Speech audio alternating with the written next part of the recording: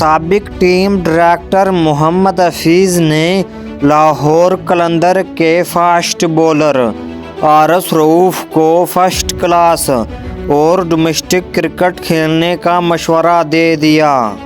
مقامی T V channel پر ایک تبصرے کے دوران سابق کپتان اور ٹیم ڈائریکٹر محمد حفیظ نے کہا کہ T20 ورلڈ کپ دورہ نیوزی لینڈ اور آج لاہور قلندر کے لیے کھیلتے ہوئے بھی اپنی بولنگ لائن پر مشکلات کا شکار ہے۔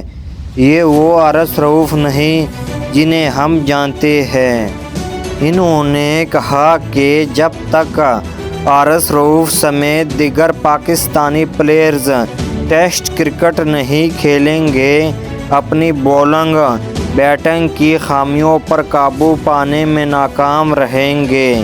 ٹیسٹ کرکٹ ہی اصل فاؤنڈیشن ہے جہاں سے بولرز اور بیٹر نکھار کر سامنے آتا ہے۔ واضح رہے کہ لاہور قلندر اور اسلام آباد یونائیٹڈ کے درمیان PSL کے 9ویں ایڈیشن کا پہلا میچ کل کھیلا گیا تھا، جہاں حارث رؤوف نے 3 اوور میں 12.68 کی اوسط سے 38 رنز دیے تھے۔